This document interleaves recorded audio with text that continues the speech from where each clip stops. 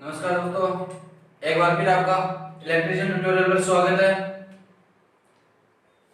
हम जो टॉपिक पढ़ रहे थे प्रारंभिक विद्युत, उसमें कल तक हमने जो धारा है, वैद्युतिक करंट है, उसके बारे में पढ़ा था। ईएमएफ है, विद्युत वाहक बल, उसके बारे में अपने डिस्कशन किया था। और आज हम बात करने वाले हैं जो विभवांतर होता है, जिसे अपन बोलते हैं पोटेंशियल डिफरेंस, उसके बारे में पढ़ेंगे। उसके बाद में नियम है, जो ओम्स नियम है, ओम का जो नियम है, ओम्स लॉ, उसके बारे में अपन पढ़ेंगे कि ओम नियम क्या होता है, ओम नियम किन पे लागू होता है और किन के ऊपर लागू नहीं होता है। और ये जो धारा का प्रवाह है कि विभव निम्न से उच्च या उच्च से निम्न होता है, उसके बारे में आज अपन डिस्कशन करेंगे। तो वीडियो स्टार्ट करने से पहले अगर आप इस चैनल पे नए हैं तो चैनल को सब्सक्राइब करें और जो लास्ट नीचे जो बेल आइकन है उसको प्रेस करें, जिससे जैसे न्यू वीडियो आता है उसकी नोटिफिकेशन आपको मिल जाएगी। और वीडियो को पूरा देखें। तो चलिए स्टार्ट करते हैं।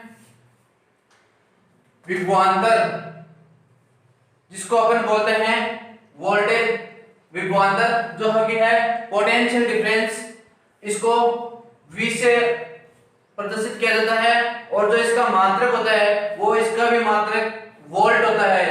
तो याद रखने वाली बात यह है कि वोल्ट तीन चीजों का मात्रक, एक होता है वोल्ट, पहला है विभव, दूसरा है विभव जो अंतर है विभव का विभवांतर, और तीसरा है ईएमएफ।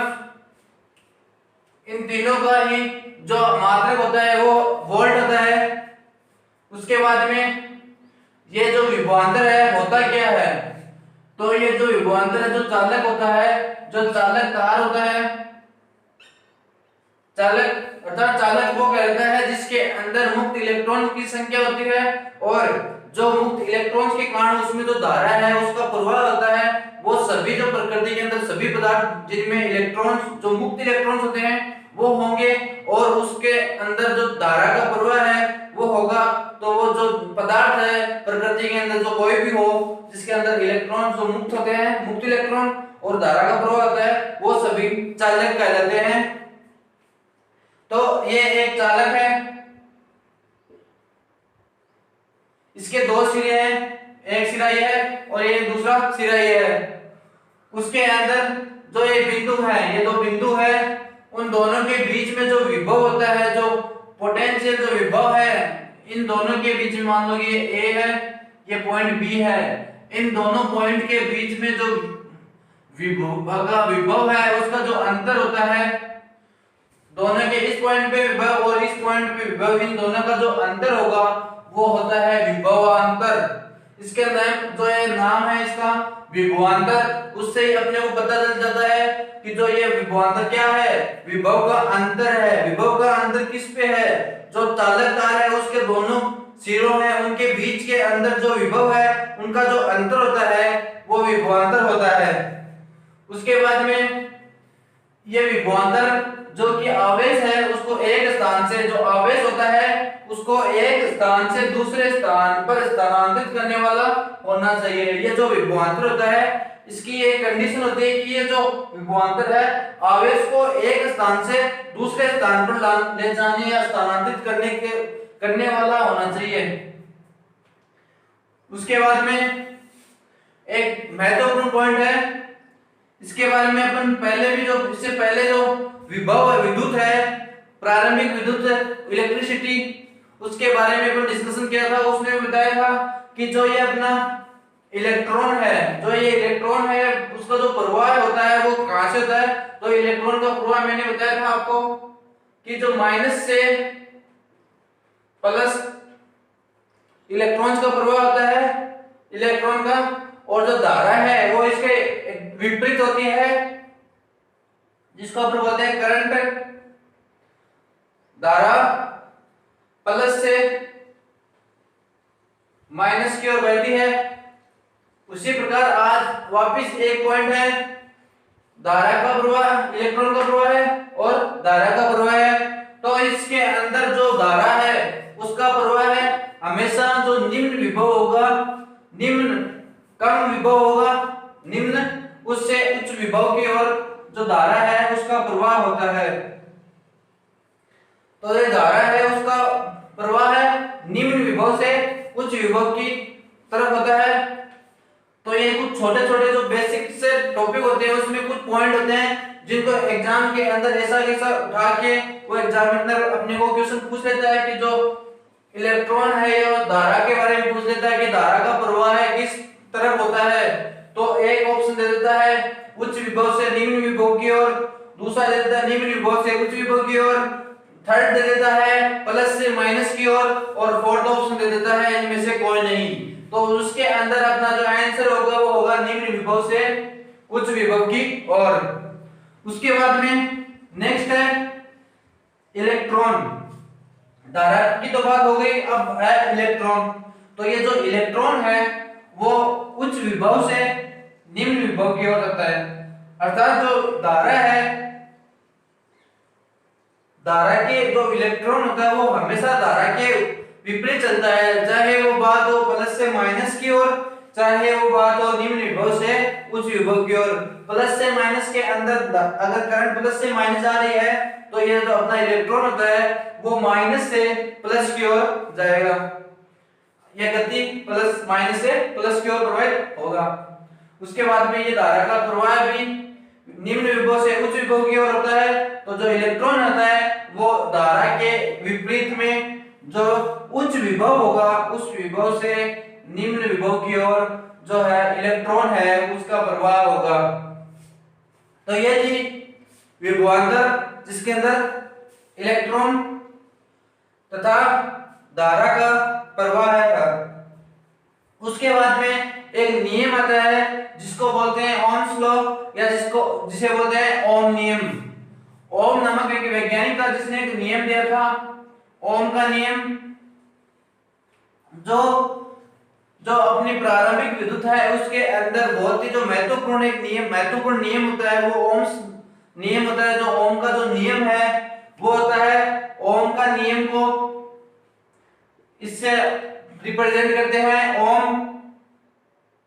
ये किसका मात्रक है? अपन ने इससे पहले वाले वीडियो में मैंने बताया था कि जो प्रतिरोध होता है, प्रतिरोध इसको बोलते हैं ओम। जो प्रतिरोध का मात्रक ओम होता है इसे इस प्रकार से रिप्रेजेंट किया जाता है। उसके बाद में ओम का नियम होता क्या है? तो ये जो ओम का नियम है ये जो आदर्श चालक होते हैं जिसमें धारा का प्रवाह आसानी से प्रवाह होता है, जिसमें धारा है वो आसानी से प्रवाह हो जाता है बिना किसी रोक टोक, बिना किसी प्रतिरोध के। तो धारा का प्रवाह है आसानी से हो जाएगा। उसके अंदर जो ये ओम का नियम है, ये जो धारा है, करंट तथा जो वोल्टेज है, उसके बीच में जो संबंध अपने को दर्शाता है, जिसके बीच में अपने को जो संबंध स्थापित करता है, जो वोल्टेज और करंट के बीच में जो संबंध स्थापित करता है वो अपन वोल्ट के जो ओम है, ओम के नियम के द्वारा अपन संबंध जो दर्शाता है वो स्थापित करता है, वो ओम का नियम कहलाता है। उसके बाद में ये जो नियम है वो क्या है? तो इसमें जो ओम नामक वैज्ञानिक थे उसने बताया कि जो एक ओम का नियम है उसके बारे में बताया कि एक चालक के दोनों सिरों, यह है अपने ये एक चालक है जिसके अंदर दोनों सिरों, एक ये सिरा और एक ये सिरा, इन दोनों सिरों पर उत्पन्न जो यहाँ पे विभव होगा प्लस जो यहाँ पे विभव होगा, जो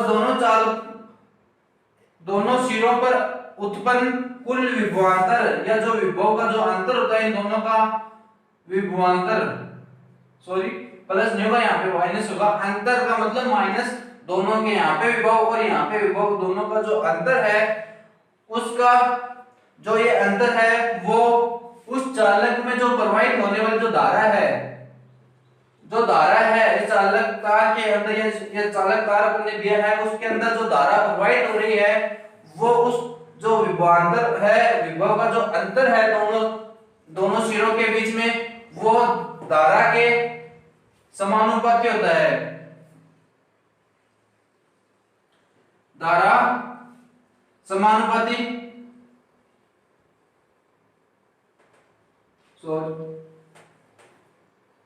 विभव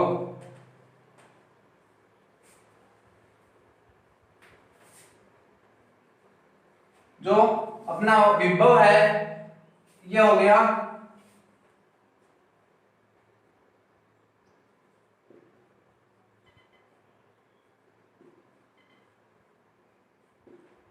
ये जो एक फॉर्मूला बनता है धारा समानुपाती विभवांतर, अर्थात जो धारा है उसके जो विभवांतर है धारा के समानुपाती होता है। समानुपाती का मतलब होता है कि एक अगर जो पहले वाली चीज दूसरे वाली चीज के समानुपाती है तो जो पहले वाली अगर बढ़ती है तो दूसरे वाली चीज है वो भी बढ़ेगी, और अगर वो दूसरे वाली घटती है तो उससे पहले वाली है वो भी घटेगी। तो ये जो समांतर का जो होता है, तो ओम का जो नियम है उसके अनुसार जो धारा है वो दोनों सिरों के किसी चालक जो आदर्श जो चालक है उसके दोनों सिरों के बीच में जो विभवांतर है उसके समानुपाती होती है। ये जो चिन्ह है ये है समानुपाती का। और एक चिन्ह आता है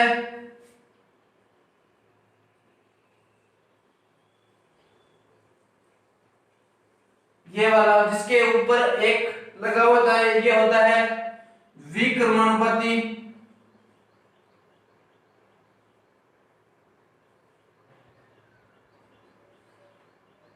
जिसको बोलते हैं अपोजिट बोल सकते हैं इसको। ये जो धारा है ये यहाँ पे जो आर अपन ने लिया है ये प्रतिरोध है। इसके बारे में जो ओम है इसने बताया था कि जो धारा है, धारा जो उसमें जो प्रतिरोध होता है जिस चालक तार के अंदर, आदर्श चालक तार नहीं सिर्फ चालक तार के अंदर जो प्रतिरोध होता है वो, क्योंकि जो आदर्श चालक होगा उसके अंदर प्रतिरोध नहीं होगा इसीलिए उसको आदर्श चालक बोलते हैं। और आदर्श चालक के अंदर जो धारा का मान है वो सबसे अधिक होगा और जो प्रतिरोध का मान है नगण्य होता है। इसलिए यहाँ पे अगर अपन जो वर्ड काम लेंगे वो है सिर्फ चालक तार। जो चालक तार होता है उसके अंदर जो प्रतिरोध होता है, प्रतिरोध मैंने कल भी बताया था कि जो प्रतिरोध होता है वो धारा का जो मार्ग होता है उसमें जो रिकॉर्ड उत्पन्न करता है वो होता है प्रतिरोध। और ये जो धारा है जैसे जैसे धारा का मान बढ़ेगा वैसे वैसे प्रतिरोध का मान घटेगा, क्योंकि प्रतिरोध का मान कम होगा, धारा के जो मार्ग है, धारा मार्ग है उसके अंदर रुकावट कम होगी तो धारा आराम से चली जाएगी। तो धारा के मार्ग में रुकावट कम होने के कारण धारा का मान अधिक होगा। तो उसी प्रकार अगर धारा का मान कम है, धारा का मान कम कब होगा, जब यहाँ पे जो धारा के मार्ग में जो रुकावट है वो अधिक होगी। तो ये जो प्रतिरोध है धारा के मार्ग में रुकावट ये अधिक होगा, अर्थात जो धारा का मान बढ़ा तो प्रतिरोध का मान कम और प्रतिरोध का मान अधिक तो धारा का मान कम। इसके बाद में ये ओम ने एक नियम दिया था, यह है धारा ओम, इसको ओम से लिखते हैं। और जो धारा है ये आई, ये समानुपाती, और विभवांतर को अभी बताया था यहाँ पे V। तो ये जो फॉर्मूला अपना बनता है ओम के नियम का वो होता है I समानुपाती V। ये ओम के नियम के द्वारा ये फॉर्मूला निकल के आता है। उसके बाद में नेक्स्ट पॉइंट है अनुपातिकता की निरंतरता को प्रतिरोध कहा जाता है। जो अनुपातिकता है उसकी जो निरंतरता बनी रहती है उसको अपन क्या बोलते हैं, प्रतिरोध कहा जाता है। जो अनुपातिकता है वो एक प्रकार का प्रतिरोध होता है, प्रतिरोध को ही अपन अनुपातिकता कहते हैं। जिसको अनुपातिकता है जिसके अंदर जो अनुपात के रूप में धारा यहाँ पे एक है तो यहाँ पे ये जो अनुपात के रूप में होता है, यह अनुपातिकता की जो निरंतरता बनी रहती है उसे अपन क्या कहते हैं, प्रतिरोध कहते हैं। इसके बाद में एक पॉइंट आता है जो He है, आर्गन है, उसकी जो प्रतिरोधकता होती है, He की जो प्रतिरोधकता है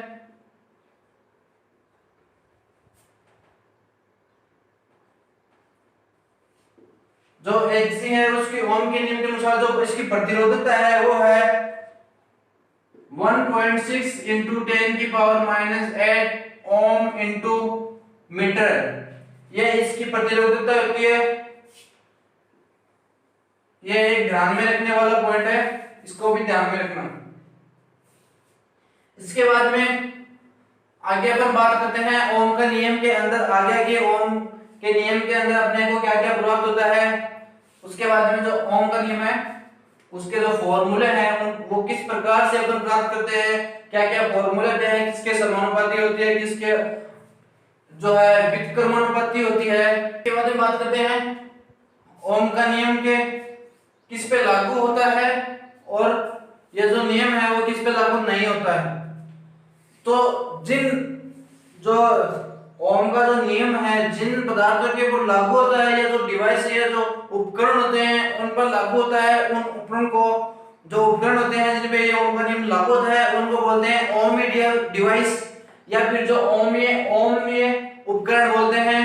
और जिन उपकरण या जो डिवाइस हैं या जो भी पदार्थ है उनके ऊपर ये इसका ओम का जो नियम लागू नहीं होता है उनको जो डिवाइस या जो है अपने डिवाइस है उनको अपन बोलते हैं नॉन ओमिक डिवाइस बोलते हैं। उसके बाद में कुछ उदाहरण हैं जिनके ऊपर ओम का नियम लागू नहीं होता। उनमें से पहला है जिन पे लागू नहीं होता उनमें जो पहला है तो पहला है अर्धचालक या जिसको अपन बोलते हैं सेमीकंडक्टर।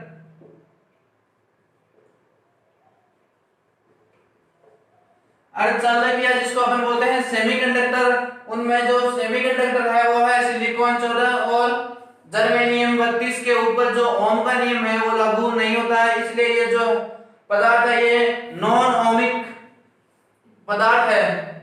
उसके बाद में कुछ ऐसे उपकरण हैं जिनके ऊपर भी ओम का नियम लागू नहीं होता है, जिनमें से पहला है जो आर्क जो लैंप होता है अपना, जो कि कौन से जिनको जो गर्म होने वाले होते हैं, जो गर्म होते हैं वो उनमें से पहला है आर्क लैंप, ये भी ओम के नियम को पालन नहीं करता है। और दूसरा है डायोड, जो अपने डायोड होते हैं वो भी जो ओम का जो नियम होता है उनकी पालना नहीं करते हैं, जैसे जेनर डायोड हो गया। और अगर जो डायोड होते हैं उसी प्रकार विद्युत हीटर जो अपने घरों में उपयोग करते हैं, विद्युत हीटर उसको भी जो श्रेणी है जो नॉन ओमिक श्रेणी है उसके अंदर रखा गया है, अर्थात जो ये है हीटर है ये भी ओम के नियम की पालना नहीं करता। तो ये जो इसका सही आंसर है इसका फोर्थ है सभी, जो ये सभी हैं वो ओम के नियम की पालना नहीं करते, इन पे ओम का नियम लागू नहीं होता है।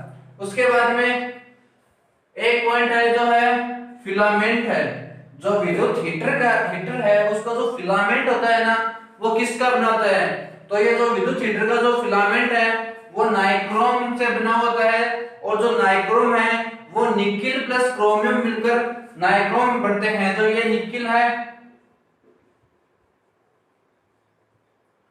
निकिल प्लस जो क्रोमियम है उसको मिलाकर नाइक्रोम बनता है, और जो नाइक्रोम है उसका जो फिलामेंट नाइक्रोम का फिलामेंट बनाता है जो है विद्युत हीटर के अंदर।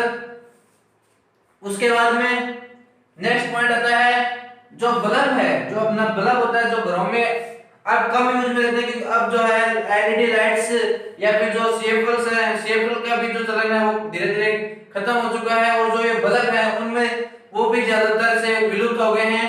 अब ज्यादातर जो एलईडी बल्ब्स होते हैं उनको ही काम में लेता है। जो अपन पहले ज्यादातर काम में लेते थे वो बल्ब, उसके अंदर जो उसका फिलामेंट था, तो सबसे पहले तो ये जो फिलामेंट है वो किसका बना होता था, जो फिलामेंट है वो टंगस्टन का बना हुआ था। इसका जो बल्ब है उसका जो फिलामेंट है वो टंगस्टन का बना हुआ है। और जो फिलामेंट है ये किसका उदाहरण है, तो ये भी नॉन ओमिक डिवाइस का उदाहरण है। जो बल्ब है ये भी नॉन ओमिक डिवाइस का ही एक उदाहरण है। उसके बाद में एक जो ओमी उपकरण है उसके लिए धारा और वोल्टता है।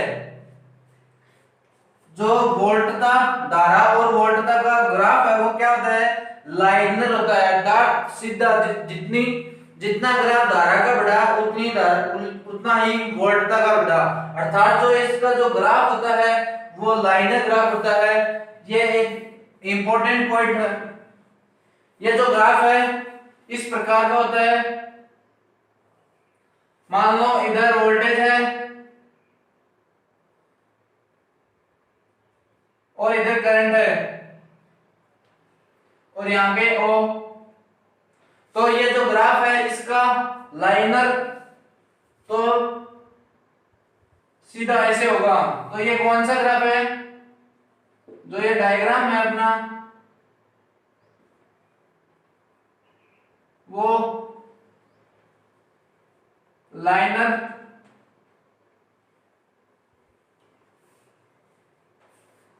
ग्राफ है, जिसके अंदर जितनी वोल्टेज का मान है, अगर वोल्टेज का मान इतना गया तो इधर से धारा का मान भी इतना हुआ, तो ये दोनों का मान बराबर।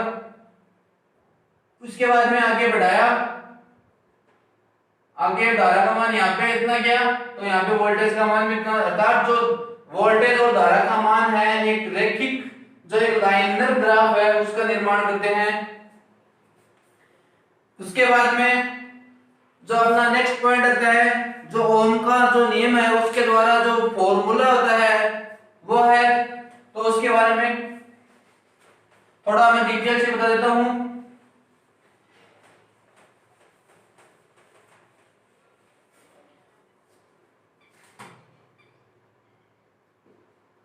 तो ओम